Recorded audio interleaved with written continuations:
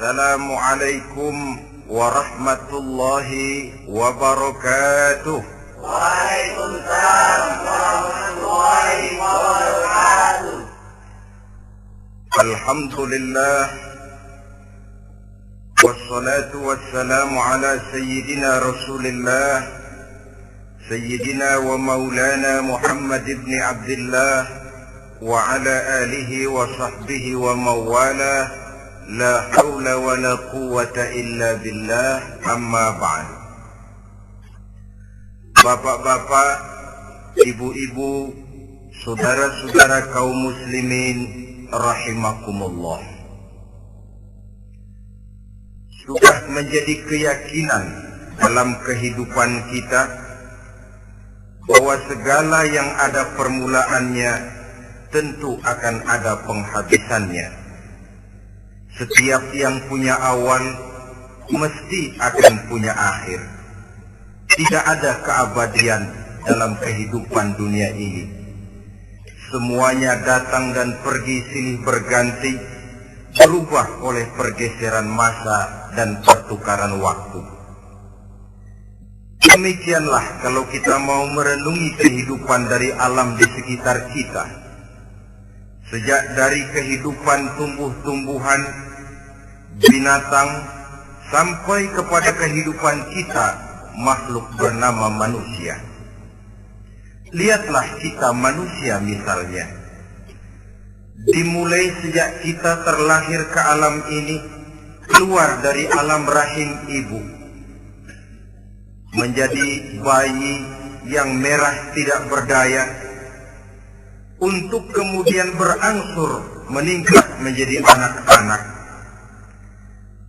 Dari kehidupan anak-anak berubah lagi kita menjadi remaja dengan segala keceriaan dan kelincahannya, dan dari masa remaja naik lagi kita memasuki usia dewasa, untuk kemudian berangsur memasuki hari tua. Lalu setelah kita memasuki hari tua, sehari, seminggu, sebulan, setahun, sampailah kita kepada batas waktu yang telah ditentukan oleh Allah, yang dinamakan ajal, dan bertemulah kita dengan yang disebut maut.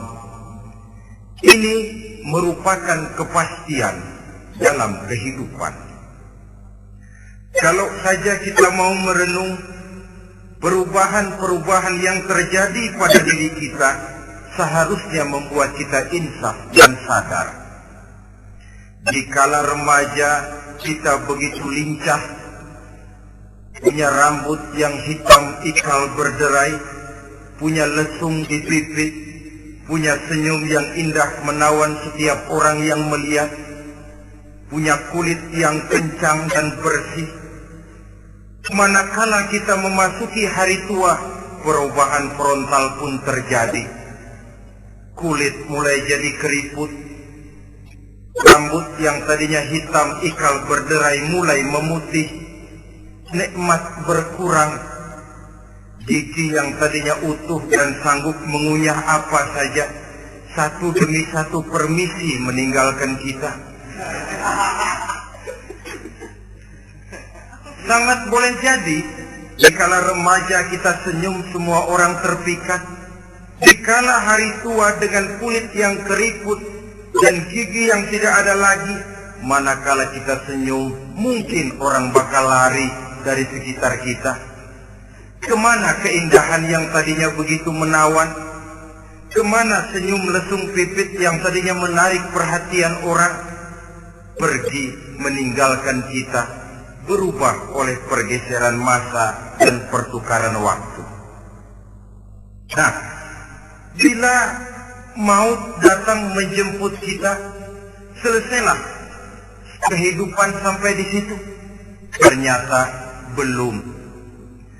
Kalau lahir merupakan perpindahan hidup dari alam rahim ke alam dunia, maka mati hakikatnya merupakan perpindahan hidup dari alam dunia ini ke alam kehidupan yang berikutnya yang dinamakan dengan alam barzakh. Andai kata hidup cuma sekali, secara moral kita sanggup berkata, alangkah tidak adilnya Tuhan. Kenapa?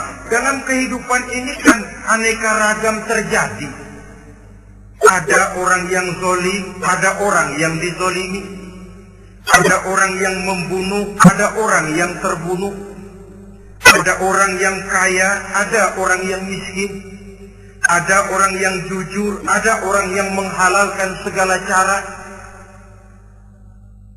Sehingga banyak ketidakadilan yang terlepas daripada pengadilan dunia.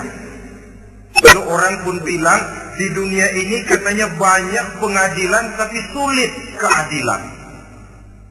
Di dunia ini mudah mencari pengadilan tapi sulit untuk mencari ketidakadilan. Andai kata hidup cuma sekali, tidak akan ada hidup sesudah hidup yang sekarang ini. Bagaimanakah nasib mereka yang lepas dari pengadilan dunia ini? Alangkah tidak adilnya Allah andai kata tidak ada kehidupan sesudah hidup yang sekarang. Itulah akan terjadi di mana orang menghalalkan segala macam cara untuk mencapai tujuan. Yang penting kan saya kaya, yang penting kan saya punya jabatan dan kedudukan tinggi. Kalau perlu jilat atas, jilat atas. Kalau perlu sikut kiri kanan, sikut kiri kanan. Kalau perlu injak bawah, injak yang bawah. Ini prinsip daripada orang-orang komunis. Dan pantas karena mereka tidak percaya kepada kiamat. Pantas karena mereka tidak percaya akan adanya kehidupan sesudah hidup yang sekarang ini. Maka saya menghimbau kepada seluruhnya, kita sudah kadang menyepakati negara ini berdasarkan Pancasila. Kita sudah kadang konsensus bahwa PKI dengan seluruh ajarannya tidak punya hak hidup di bumi Pancasila yang kita cintai ini. Maka salah satu ajaran PKI tujuan menghalalkan cara. Kita orang Indonesia yang berbudi pekerti luhur, yang punya nilai budaya tinggi, janganlah sampai mencaci PKI, membubarkan PKI, mengutukkan PKI, tapi dalam kehidupan sehari-hari prakteknya prinsip komunis kita pakai. Apa itu? Tujuan menghalalkan cara. Asal sudah tujuan tercapai, cara apapun saja halal. Itu pandangan hidup orang yang tidak percaya kepada adanya hari akhirat. Sebagai muslim yang yakin akhirat ada, kiamat pasti akan datang. Hidup tidak cuma sekali. Maka kalau kita zalim, kalau kita berbuat aniaya, kalau kita melakukan korupsi, kalau kita merugikan orang lain, boleh jadi kita terlepas daripada pengadilan dunia. Tapi ingatlah, kita tidak akan pernah lepas dari pengadilan Allah. Pengadilan Qadhi Rabbul Jalil, di mana kita akan diadili dengan seadil-adilnya. Dan tidak satu perbuatan yang bersifat salah, yang bagaimanapun kecilnya, yang akan lepas dari pengadilan di akhirat itu nanti. Pantas saja kalau satu hari malaikat Jibril datang menasihati Rasulullah Sallallahu Alaihi Wasallam, yang artinya juga menasihati kita semua. Apa kata malaikat Jibril kepada baginda Nabi? Ya Muhammad, ish ma syi'ta wa innaka mayyitun.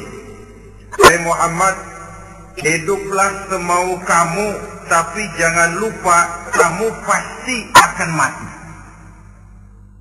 Kalau memang dilarang tidak terlarang, dicegah tidak tercegah, kamu mau melaksanakan hidup menurut maumu sendiri, persilahkan. Hiduplah menurut mau dan gayamu. Tapi jangan lupa, fa innaka mayyitun, satu saat kau pasti bakal mati. Dan mati itu bukan akhir dari segalanya. Dia babak baru bagi kehidupan selanjutnya. Silakan hidup menurut maumu, tapi jangan lupa kau pasti akan mati. Wa'mal ma syi'ta fa innaka majziyun bih. Kerjakan apa saja yang kamu mau. Kalau kau mau menghalalkan segala macam cara, persilahkan halalkan segala macam cara. Tapi jangan lupa kau akan mendapat balasan dari seluruh amal perbuatanmu. Wa ahbib ma syi'ta fa innaka mufariquhu. Dan cintailah apa saja yang mau kau cintai. Kau cintai anak istrimu, silahkan. Kau cintai harta bendamu, tafadhal. Kau cintai tanah airmu, kau cintai pangkat dan jabatanmu, persilahkan. Tapi jangan lupa, wa innaka mufariquhu. Kau pasti akan berpisah dan akan meninggalkan segala yang kau cintai itu. Apa artinya ini buat kita? Ternyata sesudah maut datang menjemput kita, ada kehidupan sesudah hidup yang sekarang ini. Ini yang mendorong kita untuk dalam kehidupan di dunia ini tidak melakukan prinsip saenake dhewe, semaunya sendiri saja, asal perut kenyang, asal pangkat tinggi, asal harta dapat. Masa bodoh dengan merugikan orang lain, masa bodoh dengan menipu orang lain. Iku jenenge saenake dhewe. Muslim tidak diajarkan. Ingat manusia, setelah kau mati, setelah kiamat datang, kau akan dibangkitkan, kau akan dimintakan pertanggungan jawab tentang kehidupan yang sekarang ini.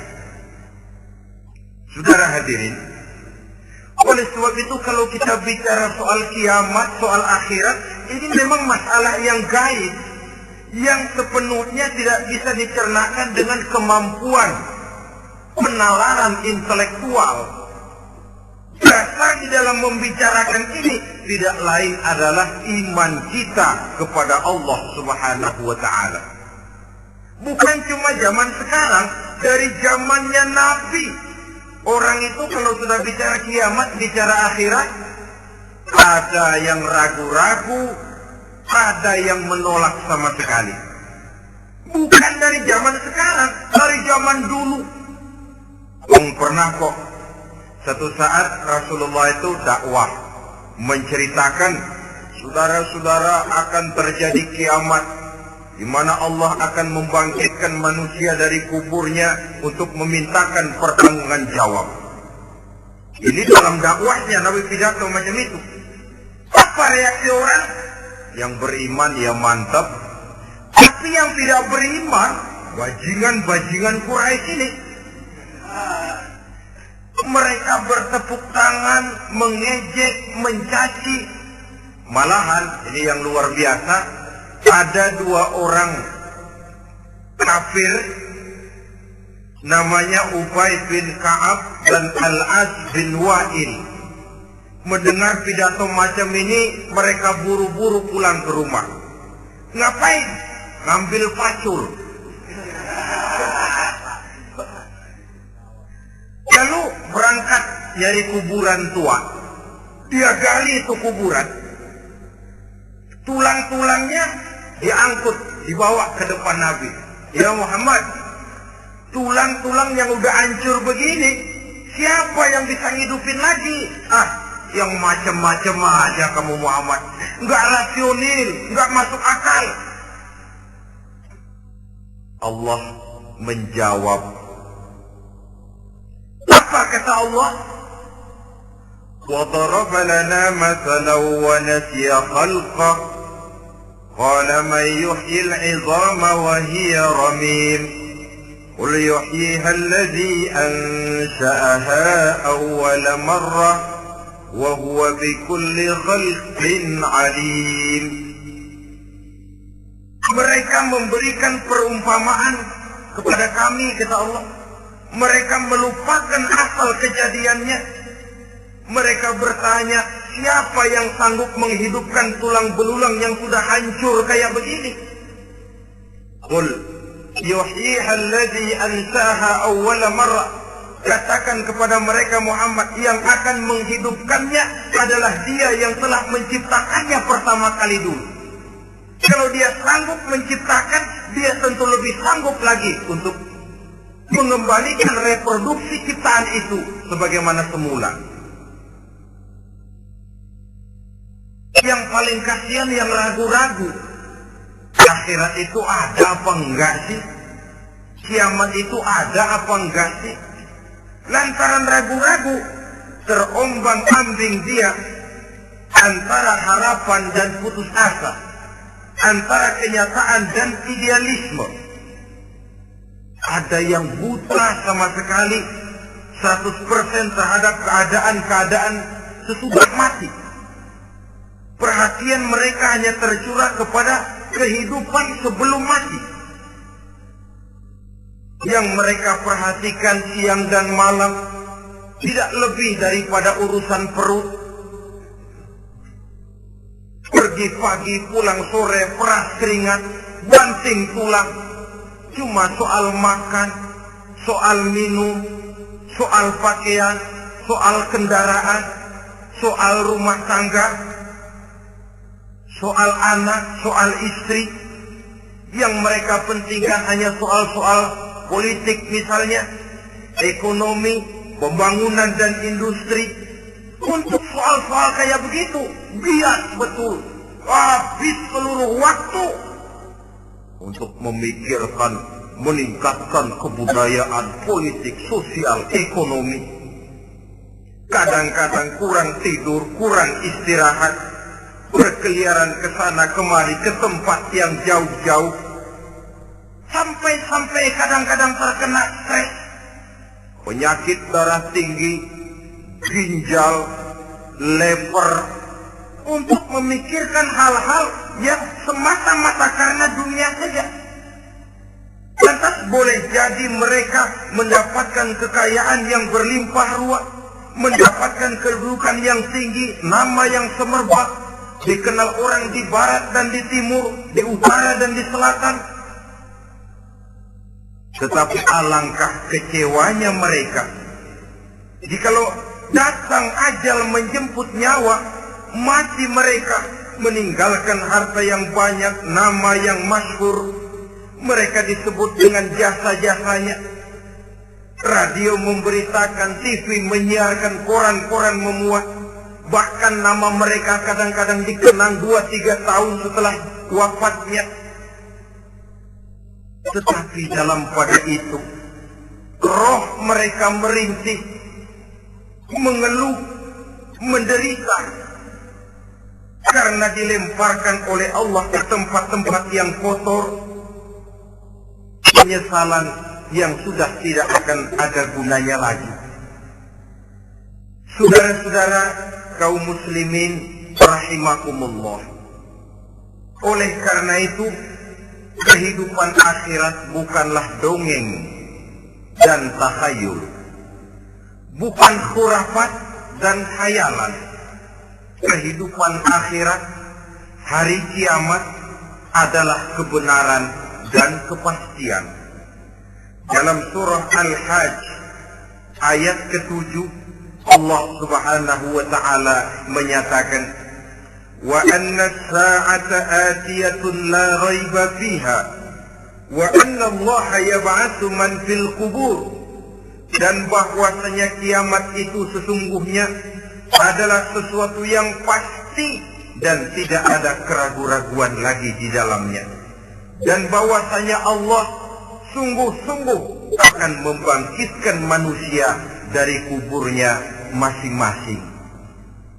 Nah, kalau kita sudah yakin kiamat sesuatu yang pasti adanya, akhirat sesuatu yang pasti adanya, dari mana pembicaraan tentang kiamat ini kita mulai?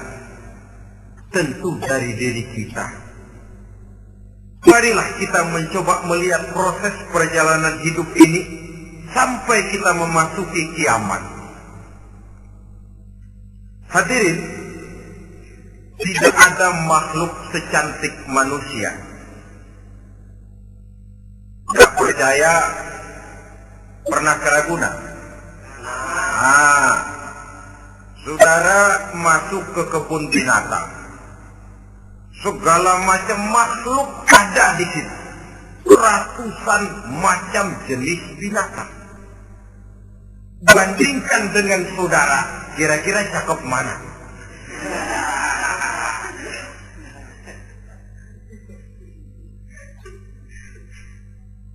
Dari seluruh makhluk yang diciptakan Allah itu, manusia fi ahsani taqwim, dalam bentuk yang paling sempurna, sejak susunan biologis sampai kemampuan berpikir. Biologis kita, ya Allah, diciptakan kita begini rupa. Diberikan 2 kaki untuk berjalan, 2 tangan untuk bekerja, diberikan 2 mata, dua-duanya di depan. Pernah saudara mikir kalau mata kita yang satu di depan, yang satu di belakang? Rasanya nggak laku kacamata.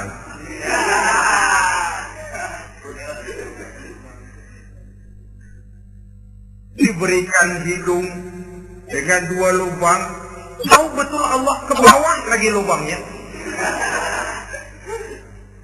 Coba pikir kalau lubang hidung kita menghadap ke atas. Aduh, kalau musim hujan repot jagain hidung. Laqad khalaqnal insana fi ahsani taqwim. Sungguh telah kami ciptakan manusia dalam bentuk kejadian yang paling sempurna ketimbang makhluk-makhluk Allah lainnya. Kesempurnaan manusia ini oleh karena hidupnya terdiri dari 2 unsur pokok. Pertama unsur jasmani dan kedua unsur rohani. Jasad dan roh. Jasad yang terlihat sekarang ini, potongan saudara yang ngejedok di depan saya ini jasad saudara. Ini yang berasal dari saripati makanan yang dimakan oleh bapak ibu kita. Lalu hasil kerjasama yang baik antara ibu dengan bapak, terwujudlah kita. Kalimat langsungnya, jasad ini berasal dari tanah yang tadi berubah dari bayi, remaja, dewasa, meningkat hari tua. Yang berubah itu jasmani kita. Kenapa? Karena jasmani itu materi, benda, daya tahannya terbatas. Dia berubah oleh pergeseran masa dan pertukaran waktu. Apa ada orang makin tua makin cakep? Jasmani oleh karena dia materi, dia berubah oleh pergeseran masa dan pertukaran waktu. Nah, yang menyebabkan jasmani itu bergerak karena ada roh di dalamnya. Ini yang menyebabkan kehidupan. Ini yang menjadi sumber kehidupan, pusat kesadaran dan pengertian dalam kehidupan manusia. Tanpa roh dalam diri kita, maka jasad kita. Pernah lihat orang mati? Itu kalau orang mati, coba perhatikan. Apanya yang kurang? Kupingnya masih ada, tapi sudah tidak sanggup mendengar. Matanya masih lengkap, tapi tidak mampu melihat. Jangankan melihat, terbuka saja tidak. Mulutnya masih ada, tapi sudah tidak bicara lagi. Telinganya cukup, tapi sudah tidak sanggup mendengar. Kakinya lengkap, tapi tidak mampu lagi berjalan. Apa penyebabnya itu? Ternyata jasmani kita, jasad ini, manakala sudah ditinggalkan oleh roh, dia tidak akan bisa berdaya apa-apa. Tidak mampu berjalan, tidak pula berbuat, tidak pula bekerja apapun saja. Saudara-saudara, dua-duanya punya kebutuhan. Jasmani ada kebutuhannya, rohani pun ada kebutuhannya. Jasmani yang jelas perlu makan, perlu minum, perlu tidur, perlu pakaian, dan sebagainya. Nah, apabila saat berpisah datang, ajal sampai, berpisahlah roh dan jasad. Dan itulah yang dinamakan dengan maut. Jadi, apa sih mati itu? Mati adalah berpisahnya roh dengan jasad. Sebab itu Islam sangat menganjurkan kita untuk banyak-banyak mengingat mati. Bagaimana caranya mengingat mati? Pertama, mati itu kan pasti. Kira-kira yang hadir di sini ada yang nggak mati nggak kira-kira? Semuanya bakal mati kan? Berani? Sekarang mau? Saudara, sebenarnya kalau kita merenung lebih jauh, orang itu tidak perlu takut mati. Walaupun tidak boleh terlalu berani menghadapi mati. Karena bagaimanapun takutnya kita kepada mati, toh dia pasti datang. Bagaimanapun beraninya kita mati, kalau belum aja dia tidak mati juga. Jadi Muslim itu kan harus berani menghadapi hidup dan tidak takut menghadapi mati. Mati adalah sesuatu yang pasti. Muslim dianjurkan banyak-banyak mengingat mati dalam kehidupan. Caranya bagaimana? Pertama, berziarah nengokin teman yang sakit. Ya? Suka nengokin teman yang sakit enggak? Oh, itu pahalanya kata Nabi. Menengok orang yang sedang sakit lebih afdol daripada sholat sunnah 1000 rakaat. Berapa pernah saudara sembahyang sunnah sampai 1000 rakaat? Nengokin orang sakit pahalanya lebih afdol daripada itu. Kenapa menengoki orang sakit mengingatkan kita kepada mati? Iya ya, ini teman saya yang kemarin segar banget, bercanda sama saya, ketawa sama-sama, sekarang terbaring tidak berdaya, hilang kemampuannya, hilang keceriaannya, sakit. Iya kalau sembuh, kalau aja, iya sekarang giliran dia, kalau jatuh ke saya. Lalu menghibur teman dengan kata-kata yang enak, yang akan mendatangkan sugesti supaya dia cepat sembuh. Jangan nengokin orang sakit, jujur. Sakit apa lu? Perut. Memang teman gua kemarin sakit begini mati. Wah, itu orang bisa jadi shock lantaran etika kita tidak akan sampai ke sana. Menjenguk orang sakit akan mengingatkan kita kepada mati. Apalagi ziarah kubur. Ada yang orang tuanya sudah meninggal?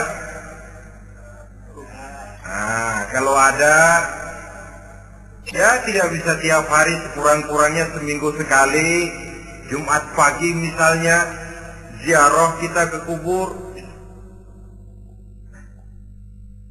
Sehingga kalau kita masuk kubur kan ada etikanya. Assalamualaikum ya ahlal kubur wa inna insyaallahu bikum lahiqun. Hai penduduk kubur, keselamatan bagi kamu dan kami yang masih hidup sekarang ini insyaallah pasti bakal nyusul kamu. Iya, yang kemarin gagah benar sekarang terbaring tanpa daya. Ini unggukan kuburannya. Yang kemarin ada sekarang sudah tidak ada. Kemana dia? Kami satu saat pasti akan begini. Ingat mati. Lalu apalagi yang bisa membuat kita ingat kepada mati? Mengawal jenazah, Bukankah sangat dianjurkan oleh agama?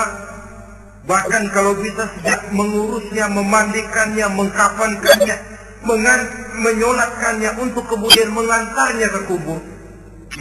Hari ini saya antar dia ke kubur, besok boleh jadi saya yang diantar orang. Hari ini saya solatkan dia, besok boleh jadi saya yang disolatkan orang. Hari ini saya masukkan dia ke liang lahat, besok mungkin giliran saya dimasukkan orang ke liang lahat. Ingat mati, tumbuh kesadaran. Lalu, daya positifnya dalam kehidupan apa? Nah, saudara-saudara hadirin, orang yang mengingat mati bukan lantas menjadi lemah dalam kehidupan, menjadi putus asa, sedikit semangat, terbentur kesulitan, mudah frustasi. Bukan itu tujuannya kita diperintah mengingat mati. Jelasnya, Islam menganjurkan kita untuk mengingat mati guna maksud-maksud yang positif. Supaya orang lalu sadar, hidup ini cuma sebentar. Maka mumpung hidup, nah ini mumpung. Tapi mumpung yang baik. Mumpung hidup, maka hidup yang singkat ini harus saya pergunakan dengan sebaik-baiknya. Melakukan kebajikan yang sebanyak-banyaknya. Menjauhkan rasa malas. Menunggu keajaiban yang datang dari langit. Berleha-leha, bermain-main. Sementara maut kalau dia datang tidak pernah main-main. Pantas kalau seorang penyair bernama Syauqi memesankan tazawwad bittaqwa fa innaka la tadri idza hanna al-lailu hal ta'ishu ila al-fajr kam min sahihin mata min ghairi illatin wa kam min 'alilin 'asha hinan min ad-dahri. Persiapkan dirimu dengan takwa, sebab kamu tidak tahu apabila malam datang kamu masih bisa hidup apa enggak besok pagi.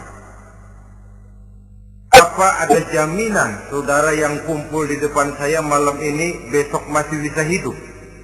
Tidak. Ada jaminan? Tidak ada sama sekali. Kam min sahihin mata min ghairi illatin. Berapa banyak orang sehat mati nggak pakai sakit lagi. Sebabnya kadang-kadang ringan saja. Ada yang cuma jatuh di kamar mandi mati. Ada yang cuma ketiban pensil. Iya, kalau ketiban pensil 3 peti masa nggak mati. Ta'addadatil asbab wal maut wahid. Sebabnya boleh jadi macam-macam, tapi mati satu juga, yaitu mati. Dia seperti kelapa yang terlalu tua jatuh ke bawah, yang kembang baru keluar pun jatuh ke bawah. Itulah mati.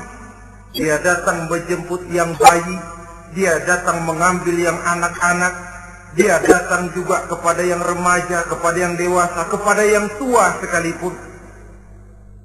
Jangan yang remaja lalu berpikir, gua rasanya mau masih jauh banget mau mati. Ini sesuatu yang pasti yang kita tidak pernah diberitahu kapannya. Kalau dikasih tahu kapannya kan kita bisa, umpama malaikat maut datang ke rumah saya, saudara Zainuddin kau mati 80 tahun lagi. Wah, saya kan berhitung, masih lama, poya-poya aja dulu Tapi ini tidak pernah diberitahu kepada kita. Lantaran tidak diberitahu itulah kita perlu bersiap-siap dengan selalu mengingat-ingat mati yang mendorong kita untuk berbuat positif. Satu contoh peringatan mati yang mendatangkan positif pada peristiwa ketika turun perintah hijrah. Ketika di Mekah sudah terpepet turun perintah hijrah. Ini sahabat yang berangkat hijrah, jangan dikira semua bulat hati. Ada yang mikir, Kalau saya hijrah berangkat dari Mekah ke Madinah, nanti di tengah jalan dicegat oleh kafir Quraisy, lalu dibunuh, mati saya. Takut mati. Allah peringatkan, kullu nafsin dha'iqatul maut. Kamu disuruh hijrah saja takut mati, padahal kamu tahu semua yang hidup bakalan mati. Diam saja di Mekah mati, hijrah ke Madinah pun akan mati. Mendengar ayat ini, Sayyidina Umar bin Khattab seperti dibakar semangatnya. Kalau sebagian sahabat hijrah sembunyi-sembunyi, beliau mau hijrah itu malah bajingan Quraisy dikumpulkan dekat Ka'bah. Pidato, ya ma'syara Quraisy, dedengkot Quraisy, dengerin. Besok pagi yang namanya Umar bin Khattab mau hijrah dari Makkah ke Madinah. Siapa yang kepengen kepalanya berpisah dengan badannya, persilahkan cegat Umar di jalanan. Besok dengan tenang dia berangkat hijrah, gak ada yang berani nyegat. Quraisy juga barangkali mikir, gua ngapain nyegat penyakit. Begitu ingat mati, timbul semangat juang, timbul semangat berbuat. Ini ingat mati yang positif, bukan yang melemahkan semangat. Jangan kerja rajin-rajin dah, lu bakalan mati. Ini ingat mati yang salah pasang. Ingat mati seharusnya mendorong manusia untuk berbuat lebih tekun. Allah memberikan peringatan, Qul innal mauta allazi tafiruna minhu fa innahum mulaqikum. Katakan, maut yang kamu akan melarikan diri daripadanya, yang kamu takuti benar dia pasti akan datang menjemput kamu.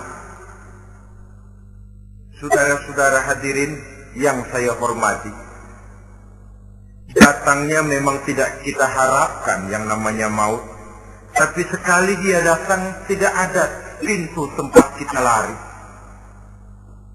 Dia memang tidak pernah kita undang. Tapi sekali dia datang, mengetok pintu, kekuatan apa yang bisa menolak? Dia sebuah tanda seru dalam kehidupan. Apa yang menyebabkan orang takut mati? Pertama barangkali karena dia tidak tahu bagaimana kehidupan sesudah mati. Alam kubur gelap, alam akhirat gelap, sehingga dia bingung. Lantaran bingung lalu jadi takut. Yang kedua boleh jadi oleh bayangan-bayangan dosa yang pernah dia kerjakan di dunia ini. Kerjanya cuma menumpuk dosa. Dia gembira, bahagia, tertawa di atas tumpukan dosanya. Merasa segan berpisah dengan seluruh kehidupan ini. Sehingga boleh jadi maut adalah sesuatu yang ditakutkannya benar dalam kehidupan. Tapi bagaimanapun takutnya, tidak ada tempat lari dari dia. Dalam ayat lain Allah jelaskan, Aynama takunu yudrikumul mautu walau kuntum fi burujim musayyada. Di mana saja kamu berada, dalam benteng yang paling tangguh sekalipun, maut pasti akan datang menjemput kamu. Nah, bagaimana caranya maut datang menjemput kita? Bila datang dia, sang malaikat pencabut nyawa, malaikat Israel namanya, hendak mengambil roh kita. Dalam suasana macam begitu, di akhir kehidupan dunia, dalam berhadapan dengan sakaratul maut, terbagilah manusia dalam dua bagian besar. Pertama, yang menghadapi sakaratul maut itu dengan husnul khatimah, baik di akhirnya, sehingga pada saat ruhnya berpisah dengan jasadnya, kelihatan dia seperti senyum, mukanya cerah. Bahkan bahkan sebelum itu boleh jadi dia sempat meninggalkan pesan-pesan yang baik. Ada yang sempat azan, ada yang sempat baca Quran. Pernah kan nemui orang yang mau mati seperti itu? Yang sempat azan, yang sempat baca Quran, yang sempat meninggalkan wasiat-wasiat yang baik. Sebab apa?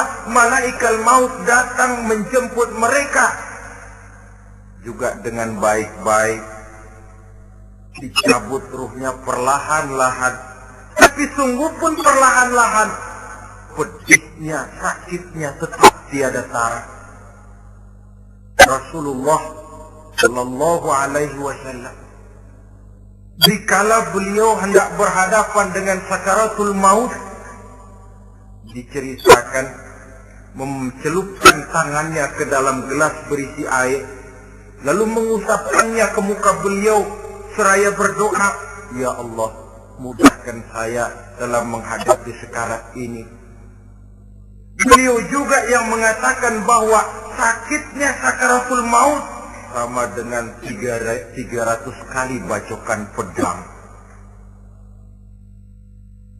Sehingga kita diajarkan doa, di antara doa selamat itu kan ada Allahumma hawwin alaina fi sakaratil. Ya Allah, mudahkan saya di dalam menghadapi sakaratul maut itu. Ketika ruh ini keluar dari jasad, mata masih mengikuti ruh itu. Jika kadang-kadang ada yang matanya terbelalak dan tidak sempat ditutup, terbuka terus, mengikuti ruh itu keluar dari jasadnya. Adapun golongan kedua, manusia yang ketika berhadapan dengan sakaratul maut mendapatkan su'ul khatimah, jelek di penghabisannya. Sekaratnya sudah setengah mati, lalu jelek juga di akhirnya, mati dalam keadaan yang tidak baik, tidak terpuji. Ada yang lagi megang kartu, mati. Ada yang lagi di tempat ngadu ayam, mati. Ada yang lagi di tempat pelacuran, mati. Ada yang lagi megang botol minuman keras, mati. Nih barangkali malaikat maut gemes banget nariknya, lu bajingan, lu tarik terus kan. Mati su'ul khatimah. Makanya bagus itu. Kadang-kadang di majelis-majelis taklim kan sering dibaca, Ya Allah biha, Ya Allah biha, Ya Allah bihusnil khatimah. Kan ada itu? Ada enggak? Saudara hadirin, mohon agar oleh Allah kita diberikan husnul khatimah, baik di saat ruh akan berpisah dengan jasad. Ini sesuatu yang pasti. Sang malaikat maut datang menjemput nyawa. Setelah ruh berpisah dari badan, maka tinggallah sang badan, ditangisi oleh semua yang kita tinggalkan. Sehingga kepada putrinya Fatimah, ketika malaikat maut datang hendak menjemput baginda Nabi, beliau berkata kepada anaknya, Fatimah, kamu tahu siapa yang datang? Saya tidak tahu, Bapak. Yang datang hadimul lazat. Itu dia yang menghancurkan seluruh kesenangan dunia. Wa qati'us syahwat, yang memisahkan kita dengan seluruh yang kita cintai. Dia malaikat maut, Pak. Manakala jasad sudah ditinggalkan oleh ruh, itulah yang dikerubungi orang. Anak menangis, istri menangis, orang tua bersedih, teman-teman merasa kehilangan, menangisi jasad. Diuruslah jasad kita, dimandikan sebagaimana mestinya, dikafankan dengan kain putih 3 lembar, itu yang hendak kita bawa kembali ke tempat asal kita. Pakaian sutra jas yang mereknya Switzerland wool, kain yang Samarinda, sepatu yang Belly atau Beltoni, jam tangan yang Rolex, kendaraan yang serba mewah, tidak ada yang menyertai kita. Kain putih 3 lembar itu saja lagi.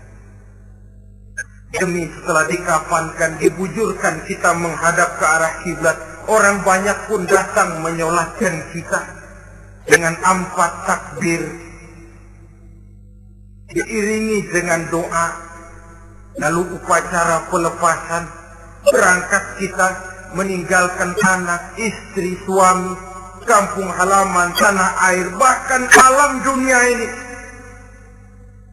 Selamat tinggal alam dan seluruh isinya. Tinggallah yang tinggal. Saya akan kembali ke tempat asal dari mana saya datang untuk kembali mempertanggungjawabkan seluruh perbuatan saya dalam kehidupan ini. Manakala upacara pelepasan selesailah sudah, dimasukkan kita ke keranda jenazah, digotong orang, bismillah wa ala millati rasulillah, dibawa ke tempat peristirahatan terakhir katanya. Padahal dulu kalau mau kita istirahat, ke villa lah kita, ke Bali lah kita, ke Hong Kong lah kita, ke tempat-tempat tamasya yang indah. Oh, rupanya akan sampai juga perjalanan menuju tempat peristirahatan terakhir, yang luasnya tidak akan lebih dari 2 kali 1 meter. Diusung orang kita, diantarkan orang banyak. Manakala sampai ke atas yang lahat, pengusung jenazah dibuka, diturunkan kita ke liang lahat, dibaringkan. Gumpalan tanah akan jadi bantal kita. Muka dibuka, dihadapkan ke arah kiblat. Setelah itu ditutup liang lahat kita dengan kayu. Masih belum kurang, diuruk dengan tanah. Yang menguruk orang-orang yang tadinya mencintai kita, menyayangi kita. Tapi ketika jasad sudah ditinggalkan ruh, habis rupanya cintanya. Coba jasad kalau sudah ditinggalkan ruh, 3 hari aja di rumah serem. Ya mayit, siapa yang betah nemenin mayit?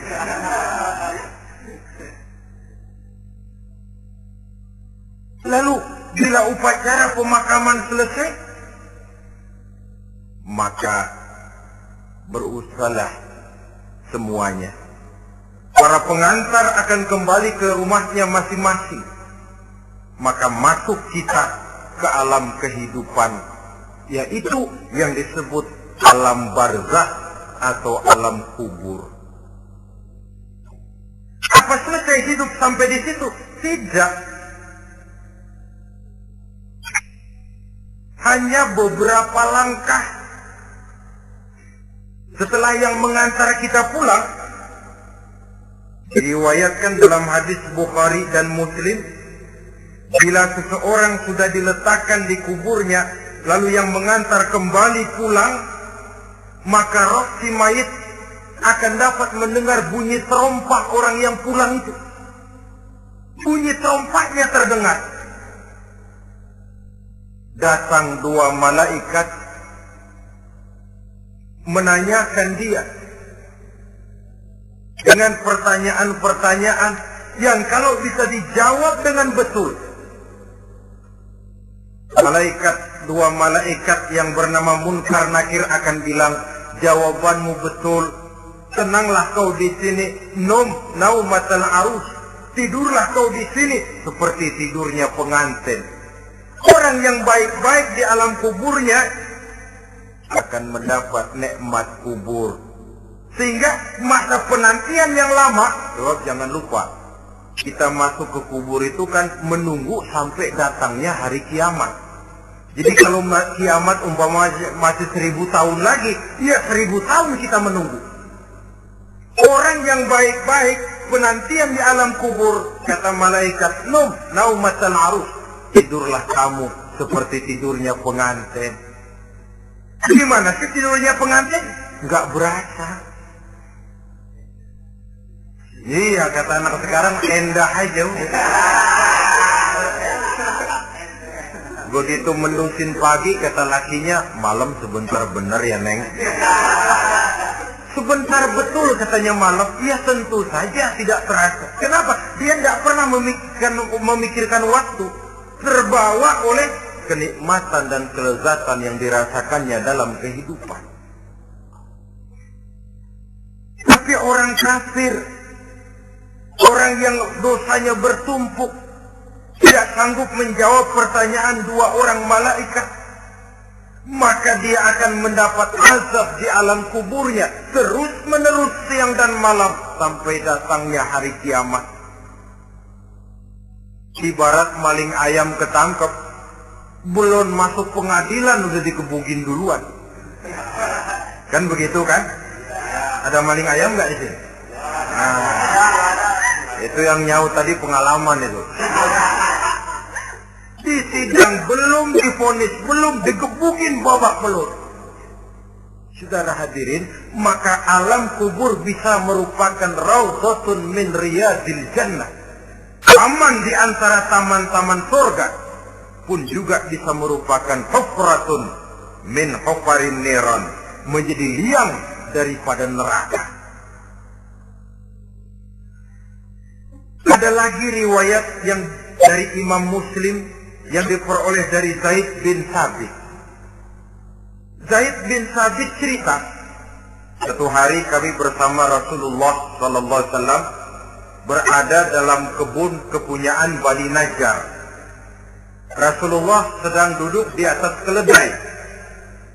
Tiba-tiba entah bagaimana itu keledai terkejut, kaget, berontak, hampir Rasulullah jatuh. Rasulullah kemudian bertanya, rupanya di kebun itu ada kuburan tua, 5 atau 4 kuburan.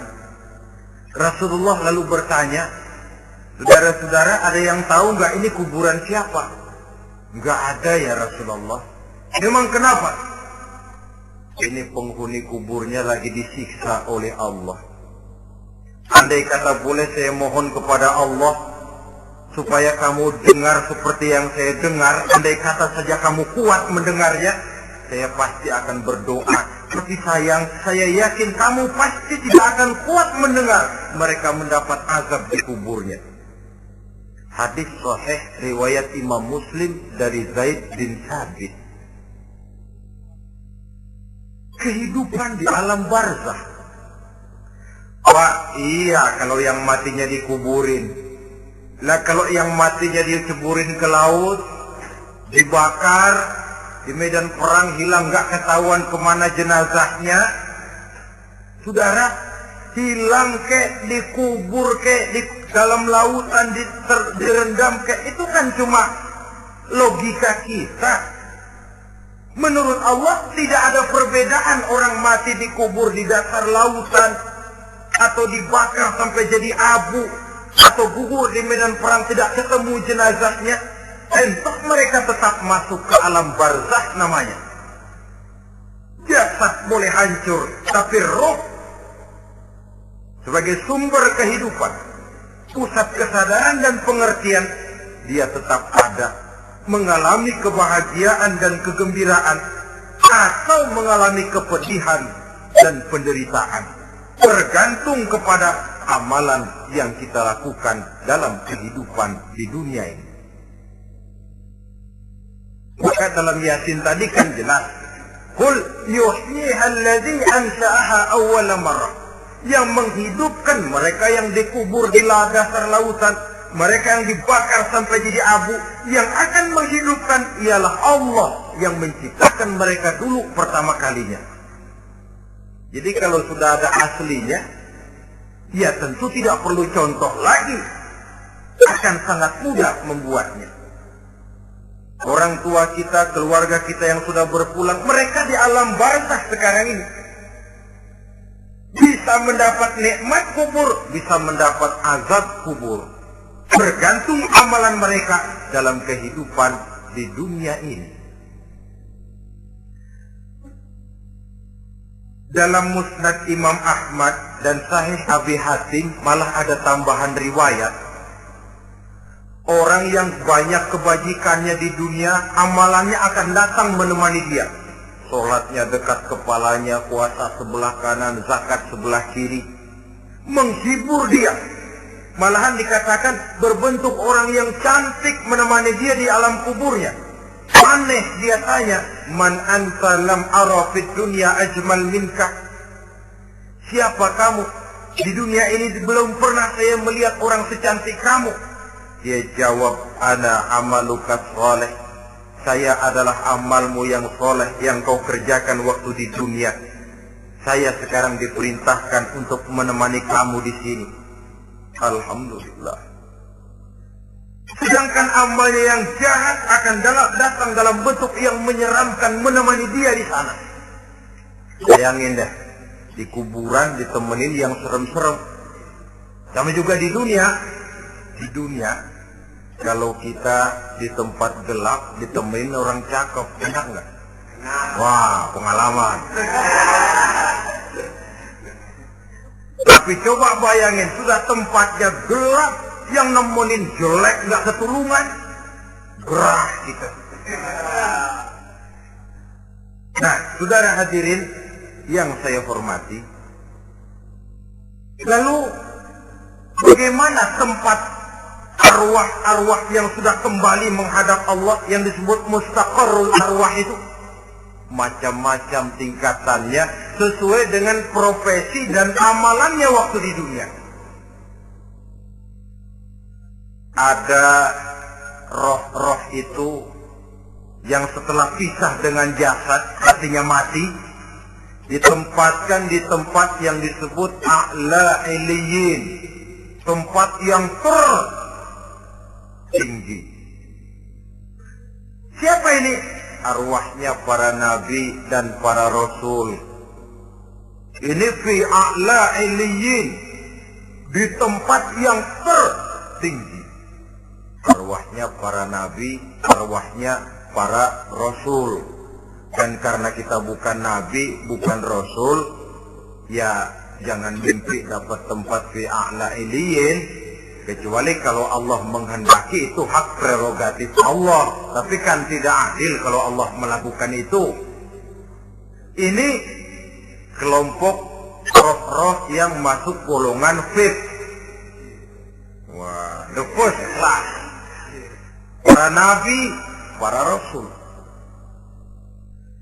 Lalu ada pula roh-roh itu yang setelah pisah dengan jasadnya diumpamakan seperti burung-burung hijau yang berterbangan di perkebun-kebunan surga. Roh siapa mereka ini? Rohnya para syuhada, orang-orang yang mati syahid gugur membela agama. Nah, ini bedanya orang mati syahid dengan pahlawan, ya. Apa bedanya syuhada dengan pahlawan? Kalau syuhada, orang yang gugur membela agama, niatnya karena Allah, mati syahid. Kalau pahlawan, orang yang gugur membela negara, orang yang dianggap berjasa kepada pemerintah. Klimaksnya, kalau orang mati syahid, jelas surga. Tapi pahlawan, belum tentu surga. Kenapa? Bergantung kepada negara macam apa yang dibelanya dan pemerintah model mana yang dibelanya. Di negara-negara komunis misalnya, banyak nggak pahlawan?